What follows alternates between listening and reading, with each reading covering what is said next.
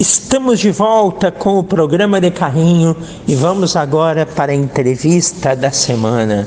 Das 4 linhas para o comando técnico, centroavante raiz, como treinador, mais ainda, artilheiro, jogou com grandes ídolos nacionais como Miller e Silas, bem no comecinho de carreira, e como treinador, conduziu uma equipe do Rio Grande à divisão principal do Gauchão.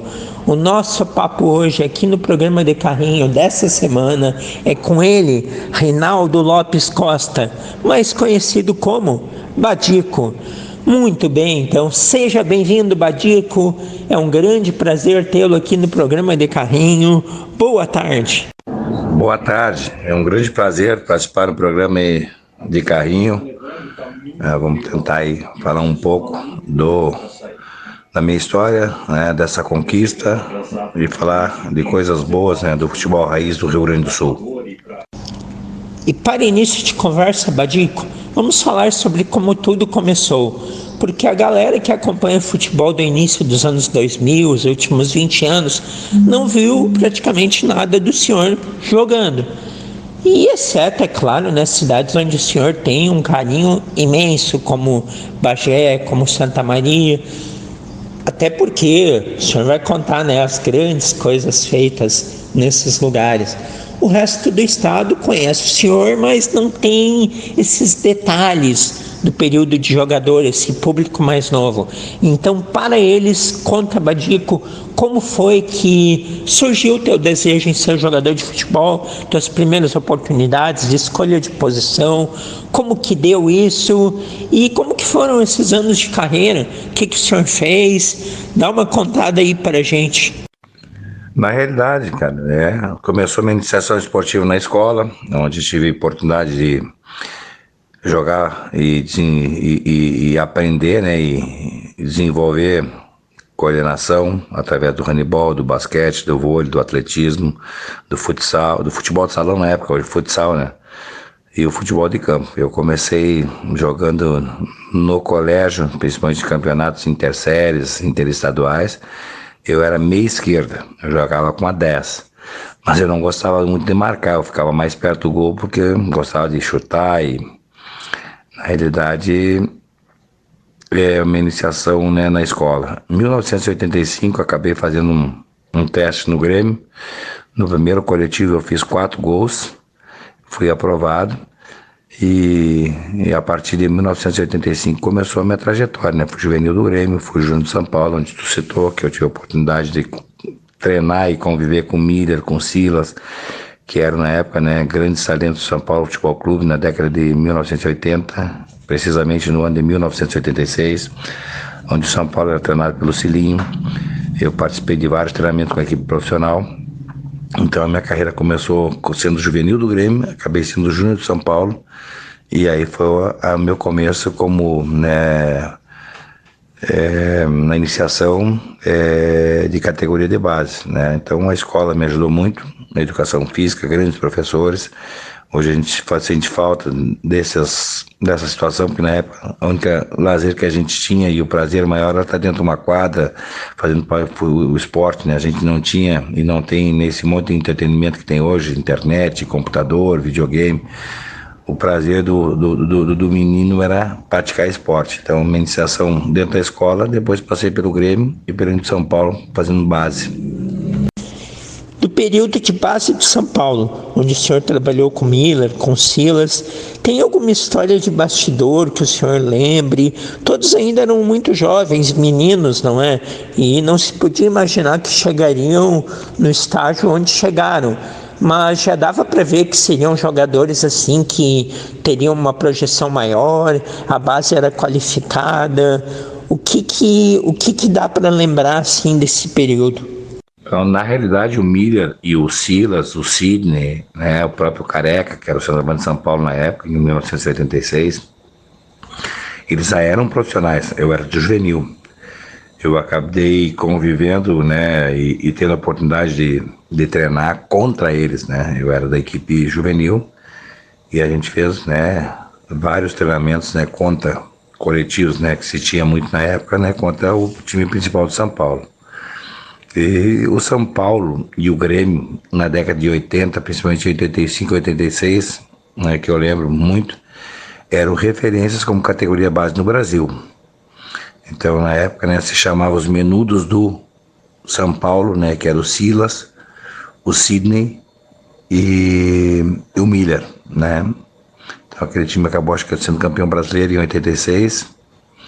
Então, é um tempo muito longo, assim, eu morava no Morumbi. E aí, cara, né, a memória, ela também não passa muito tempo, a gente não lembra. Eu lembro dos treinamentos, né, que eu morava no Morumbi, na concentração do Juvenil, no Cícero Pompeu de Toledo. Mas, né, o que eu lembro muito é de coletivo, fiquei a imagem dos coletivos, né, cara? Então, essas memórias que eu tenho dessa minha passagem pelo São Paulo.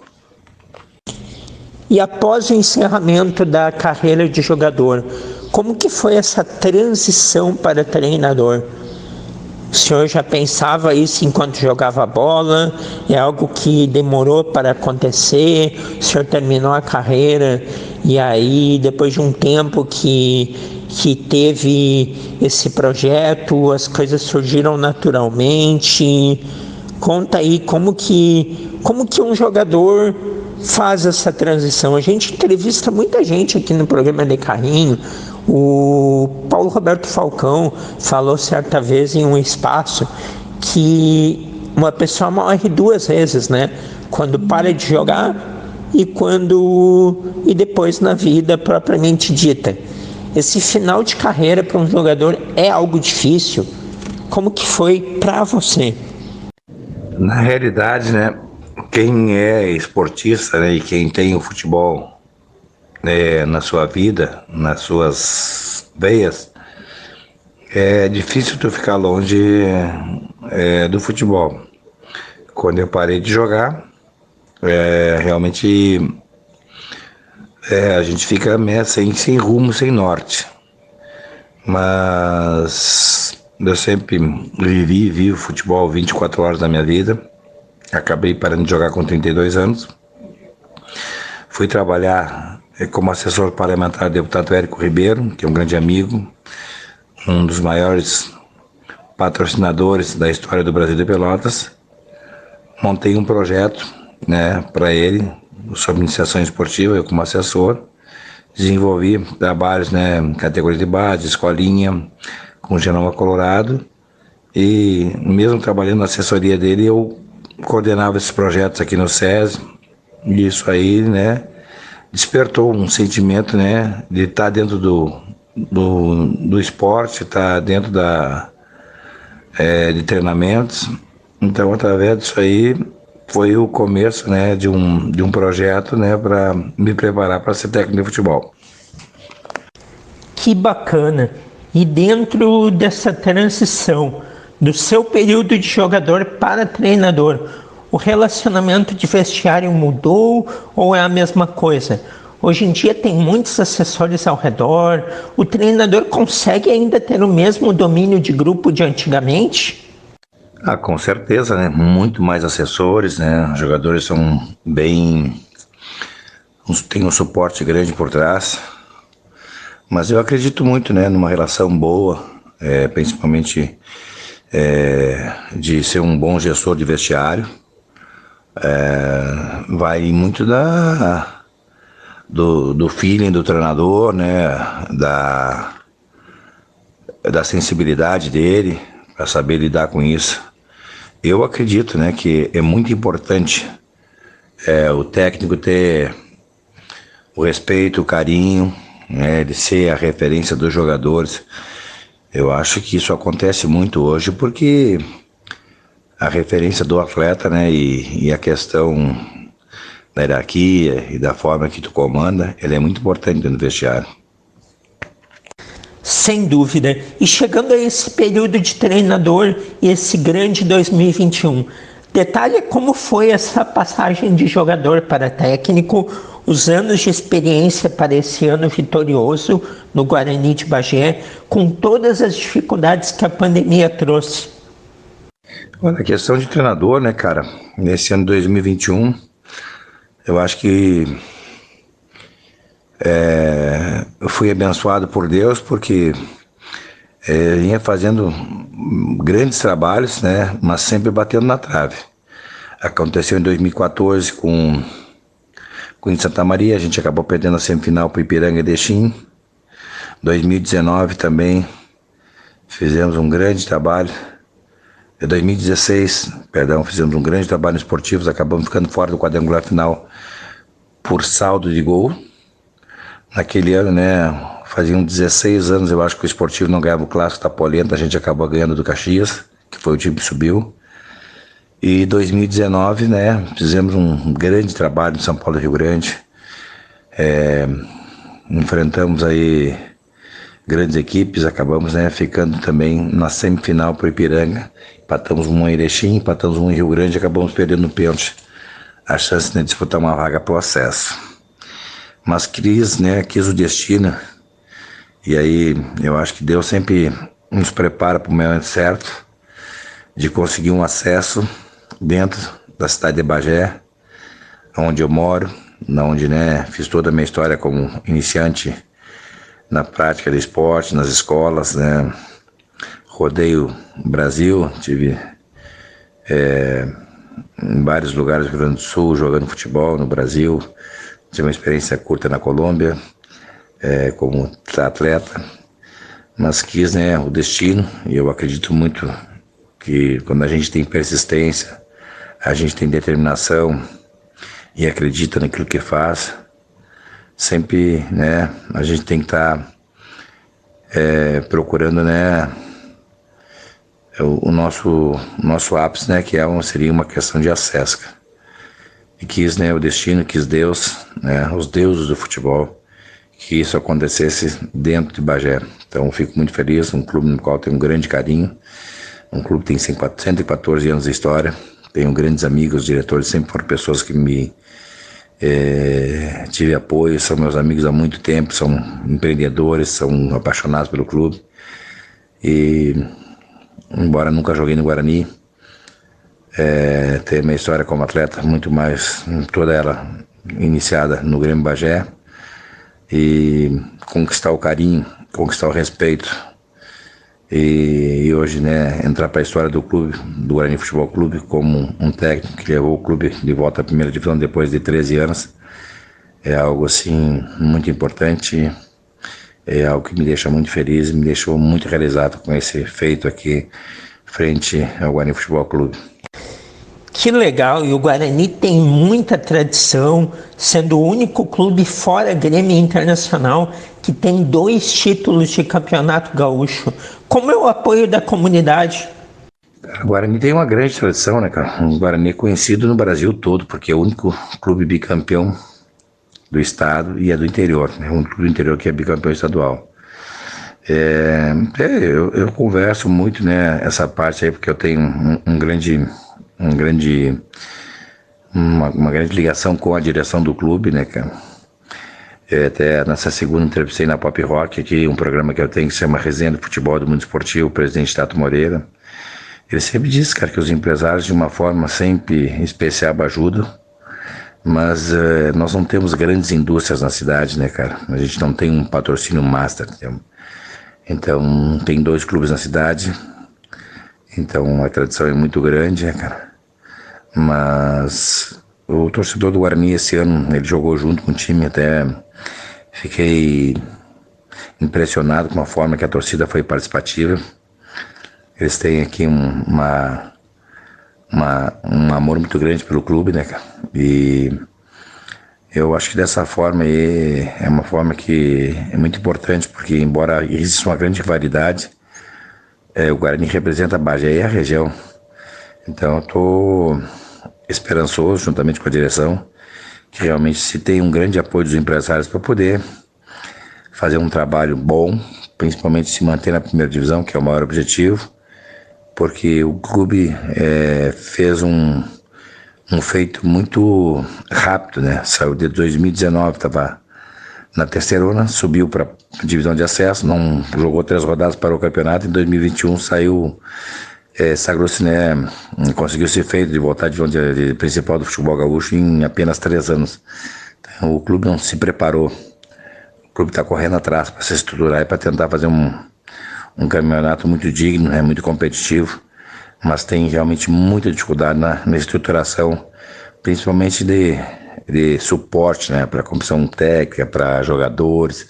Então está sendo tudo feito, com muita dedicação, com muita responsabilidade, se trabalhando muito para se ter o mínimo possível para se fazer uma competição de alto nível. Então o apoio da comunidade vai ser muito importante. Importantíssimo que a comunidade pegue junto, aproveite essa oportunidade e finque aí o Guarani por muitos anos de novo na elite do estadual. E pensando em divisão principal de gauchão, é um campeonato curto. O grande desafio em 22 é mesmo se manter ou dá para buscar algo mais? Já se tem informações sobre os direitos de TV? Geralmente quem sobe ganhava metade do que quem já está. E o senhor vai permanecer no Guarani nessa temporada? Com certeza, o grande objetivo de 2022 é permanecer na Série A. Tem que se trabalhar muito com o pé no chão. E como eu te respondi na pergunta anterior aí, é muita distância, é muita força de vontade, vai ter muita superação, porque a estrutura é fundamental. E hoje nós temos que ser realistas. Nós temos uma estrutura com muita deficiência em relação a quem já está na primeira divisão. Então o grande objetivo é permanecer na Série A. Acho que isso vai ser de suma importância para o clube, vai ser muito difícil, mas o nosso campeonato é o campeonato de não cair. Estamos aqui conversando com Badico, técnico do Guarani de Bagé, equipe aí que subiu para a elite do futebol gaúcho, de novo entre o convívio dos grandes, o Guarani de Bagé, única equipe do interior do Rio Grande a ser bicampeão estadual, nem Juventude, nem Caxias, nem Brasil de Pelotas, fora Grêmio Internacional, só o Guarani de Bagé tem mais de um título gaúcho. E Badico, o Badico treinador é aquele cara mais da emoção, intuitivo, que gosta de corrigir o jogador na prática, ou é um estudioso, profundo de táticas? Fora do trabalho, tu acompanha sempre futebol ou busca relaxar também? Cara, eu como treinador, eu sou um cara muito participativo. Sempre que posso, estou observando, lendo, me atualizando. Gosto muito da dinâmica do dia a dia, de ter esse contato com o jogador. Mas, na realidade, a essência do técnico, ela tem que ser de conhecimento técnico-tático, de um grande gestor de vestiário, de uma comunicação de muita responsabilidade com o atleta, para que o atleta possa entender aquilo que tu quer, aquilo que é necessário, e principalmente desenhar uma situação tática, que ela seja muito benéfica ao jogador. Eu sempre procuro, proporcionar ao jogador a melhor condição para ele poder se sentir dentro do campo. Então, de estudo, de responsabilidade, mas de muita sensibilidade. E Badico, como espectador de futebol, de que forma o senhor acompanha esse ano que a dupla Grenal teve? O final de ano muito triste do Grêmio, com um rebaixamento bem difícil de compreender, e também um ano não muito animador do Internacional, não é? A dupla Grenal, cara, são dois gigantes, E tem coisas que são inexplicáveis no futebol, cara. A questão do Grêmio, vou fazer uma abordagem com responsabilidade, mas da terceira ou quarta maior folha salarial, do Brasil, com 15 milhões por mês, errou muito esse ano e pagou um preço caro, porque ficou muito tempo, um clube dirigido por um gigante como o Renato, e um ídolo, que acabou se desgastando, que isso faz parte do processo, tá entendendo? E o Grêmio, em função disso, ficou de mãos atadas com a saída do Renato. E não conseguiu acertar os seus comandantes depois da saída do Renato. Foram 3 técnicos, E acabou o Mancini como último, ficando muito impotente, né, cara? Porque um Felipão que tem uma história gigantesca com o Grêmio acabou sendo, né, não tendo condição de mobilizar o grupo. Imagina o Mancini, né? Pega um grupo vitorioso, um grupo desgastado, de grandes líderes, e aí tu pode colocar 5, 6 técnicos que não ia dar nada certo, né? Então o Grêmio pagou pelos seus erros. Aí é uma questão, acho que, de muita responsabilidade do dirigente, que tentou, mas não acertou. Isso faz parte, né? O Internacional, eu acho que perdeu o rumo quando não renovou com o Abel. O Abel, para mim, com certeza um dos maiores técnicos do futebol brasileiro, sul-americano, um vencedor, tem uma identificação muito grande com o Internacional, conseguiu fazer um trabalho maravilhoso, levando o clube ao vice-campeonato, e aí a gente sabe que houve muito da mão dele, do trabalho dele, da identificação que ele tem com o clube, e o Internacional acabou não renovando com ele e fez mais uma aposta, né, cara, no Miguel Ramírez, que era um técnico com conceitos, né, diferentes do que a gente precisa e do que aquilo é necessário no futebol brasileiro, uma cultura totalmente, né, de um jogo